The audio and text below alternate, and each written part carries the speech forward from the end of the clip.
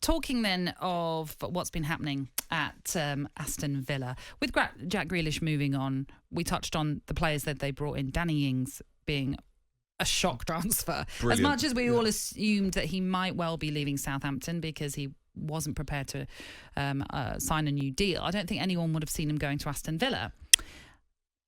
Now, what does that mean for Ollie Watkins, Jermaine? I know. This is an interesting one because I don't think Aston Villa will alter the formation. So I still think they'll be playing with the focal point centre forward, so one up top, 4-5-1, 4-3-3, that type of formation. But when you look at the goal scoring ratio between the two of them, there's not much in it in this last season. I think Danny Ings got 12 in the Premier League, Ollie Watkins got 14, but Danny Ings played far fewer games. So goals per minute, he's right up there with the best in the league so far. But for Ollie Watkins, who had a fantastic season, managed to get an England call-ups as well, scored an England goal. I think it was possibly against San Marino, I'm not entirely sure. On his debut, On his debut. If I was Ollie Watkins right now and I was sitting in his seat, I would be a little bit concerned, if I'm honest, because you've just brought in a centre forward, £30 million, proven in the Premier League, scores goals. Does it mean that you've not done your job properly? Well, I don't think so, because I think Ollie's done a fantastic job. He's led the line really well. His energy is wow. He's a great all-round football player.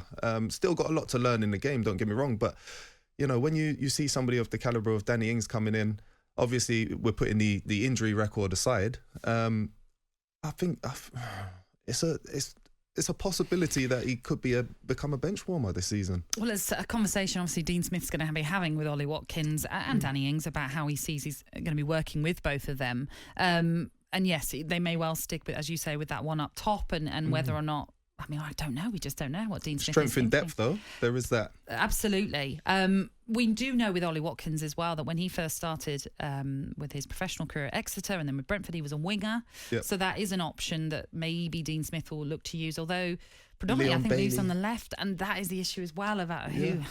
There's so many new signings now coming in. Buendia's there. Ashley Young can play in a little bit more of an advanced role. Obviously, he's getting a little bit older, but I don't know. I really don't know. It's going to be very interesting, very intriguing to see. How hard do you think it is to go from being the main man, as Ollie Watkins has now done for 2 seasons at Brentford and then at Aston Villa, to suddenly having to possibly find yourself either not in the first 11 or being shifted to wing position? And look, he might be a Stuart Dallas who goes, I don't care, I'll play anywhere, and do fantastically well, as Stuart Dallas has done for Leeds.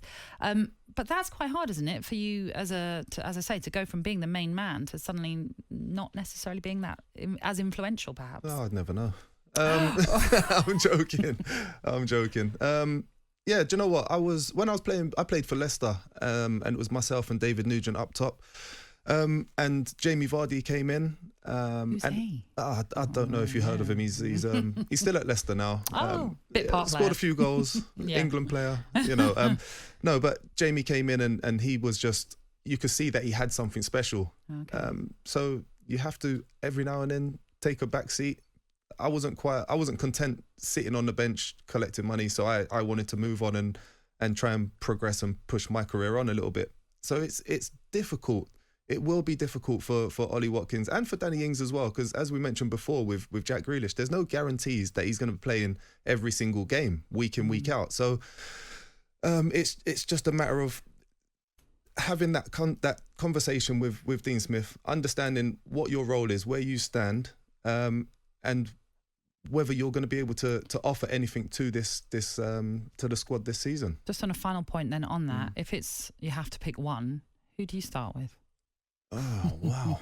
Cheers. This is why I'm not a manager right now. It's a tough one, though, because as you say, they've been quite similar with their stats from last season. As you pointed out, Danny Ings didn't play as many games through injury.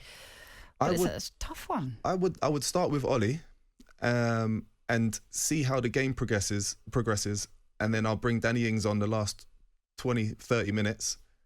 And then, all depending on what happens during the game, you could rotate them. And the following game, Danny Ings starts and Ollie Watkins comes off the bench for 20, 30 minutes or so.